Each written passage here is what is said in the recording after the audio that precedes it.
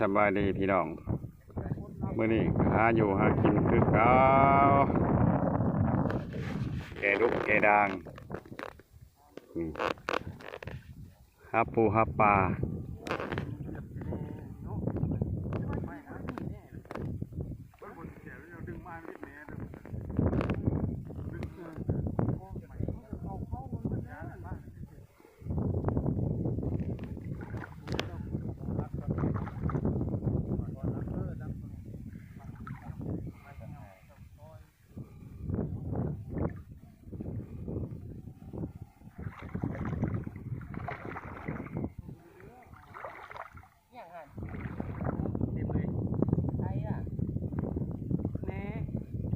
สลาย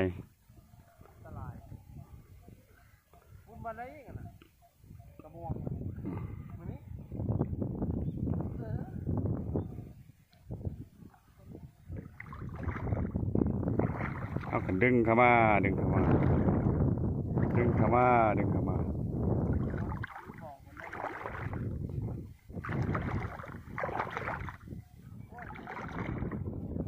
ดึงเข้ามาดึงเข้ามา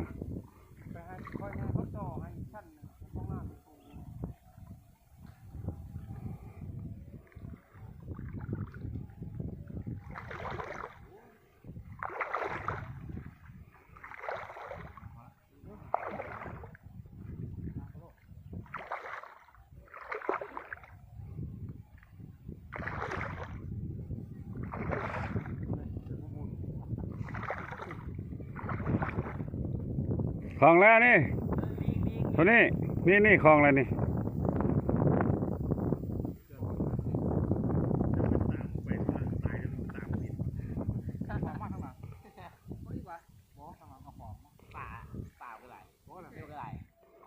ตัวนี้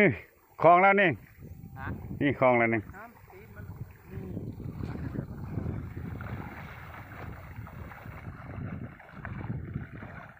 คลองแล้วกับโป๊ดอย่าไปเหยียบมองได้นี่เห็นบอกว่ามันของ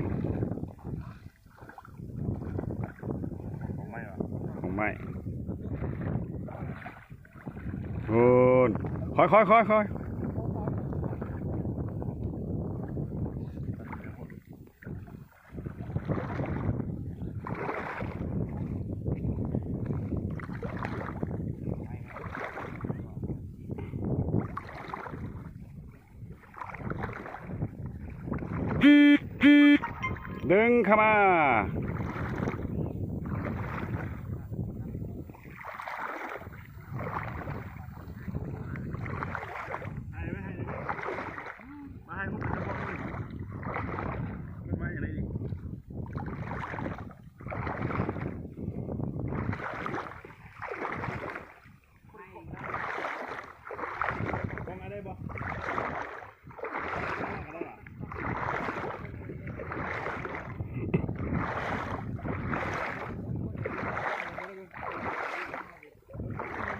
ดึงเข้ามาดึงเข้ามา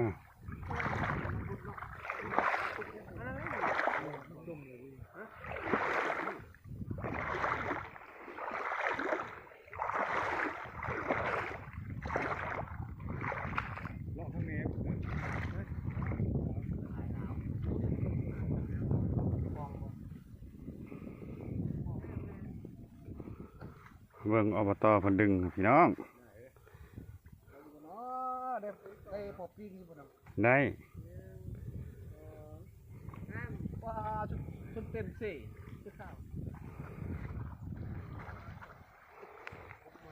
โอ้ถึงไหมเลยพี่น้อง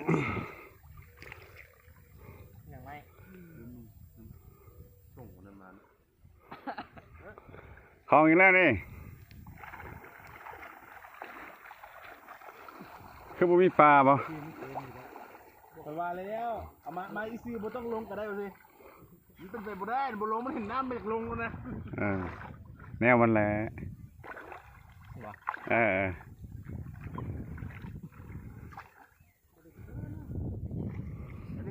นี่เดือดละนี่เดือดละ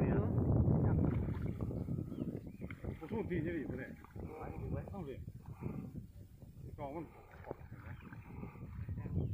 เน่ามัน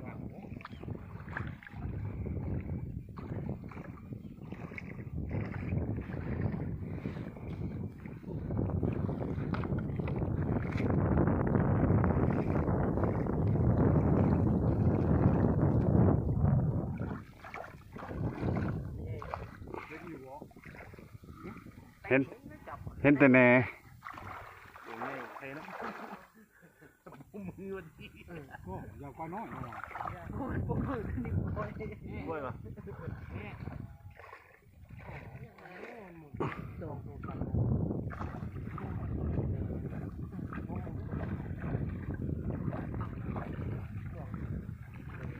น้องมองไอ้คุณแล้วมองน่ะ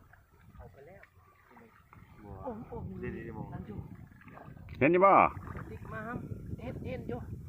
ถุงยาใส่ถุง ติ๊ก น้ำโลก ไว้ติ๊กไว้ ใส่ถุงถุงดำเขียวถุงใส่กระติ้ง ทุกคนนะลงก็ได้นี่ใส่ต้องย่างก็ได้นะโอเคเคี้ยว ล้างซะก่อนจึงใส่น้ำแข็ง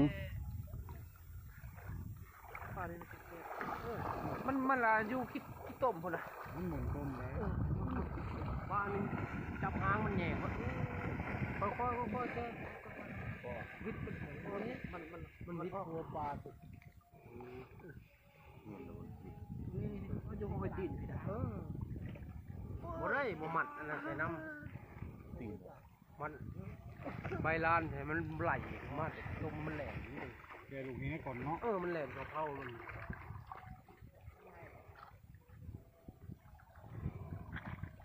กูถ่ายวิดีโอกับถ่ายขนาด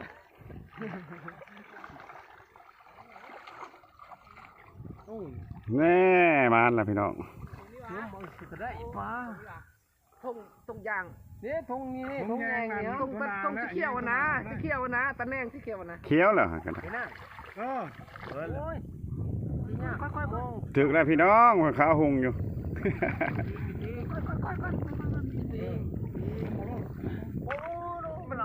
มันมีตัวใหญ่อยู่ใดนางล่องเจ้าล้วนน่ะมันหอมเลยทีนี้เขาบริติ้งนางอยู่ พอได้อ้วนแล้วให้นั่งบ่ ปัดแล้วก็ปัดเขาไว้คนนั้นลงมาเก็บไว้ ปลาพี่น้อง วิทย์คนเลย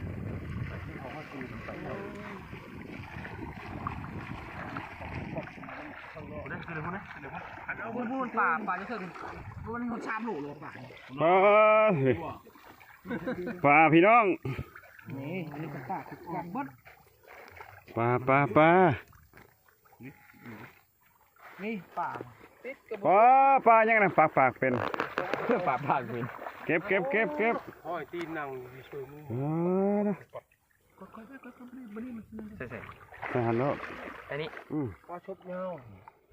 มัน บ้า ปลาชุบเงามันเบาม านพี่น้อง เอาปลาเพื่อป้าหรือที่นี่นี่โอ้โหพูด ค่อย ไปใส่ไปหรือไม่ใช่ ใส่ พอแล้วที่หินละ โอ้ยงนไปแล้ว ไปเหรอ ไปดูนี่ มาไปเต้ ไม่ห้ามเถอะมันอยู่กับเลี้ยงอ่างไปชัก ไปหรือไม่ใช่ ไปแล้วบุเห็นแล้ว แล้ว ยังไปอีกแล้วงม มันยังอยู่ ต้องลงหาดึงขึ้นหาใช่เนาะ นี่ลูกตัวนี้ได้ดิ ว้าย มันมาหมุน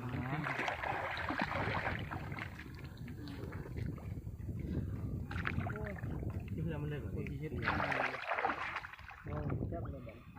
มานพอได้กินอยู่ ว้ายปันนี้มันก็องหักเลย ไม่มองหมุนมาตัวป่ามันกิ๊บใหญ่มันกิ๊บมืดไวขนาด คอมันหมุนเลย ปั๊บไปปั๊บดูเวทหามนี่ ไอ้งูสนอ อุ้ยหาม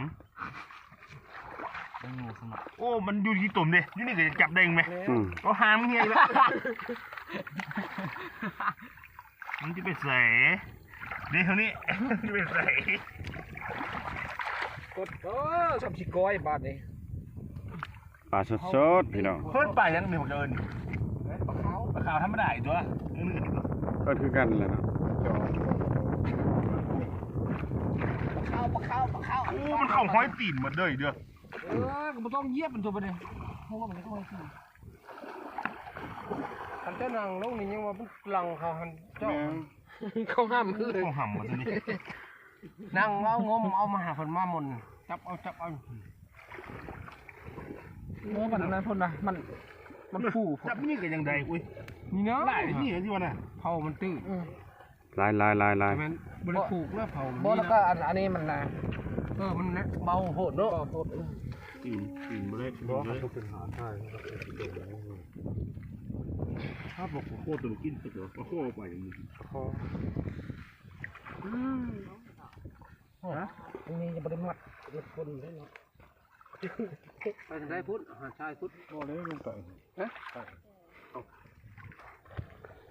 ยาแรง พอได้อยู่พอได้กินพี่น้องเอ้ย เอาจุดเถิงมาบ่ได้ว่าลูกก่อน ข้ามมองเจ้าเอาขอบใจเด้อพี่น้องเด้อได้ซ้ำนี่แหละ จักหน่อย จังหน่อยสิเอาอีก ไล่สดว่ะ เออ บู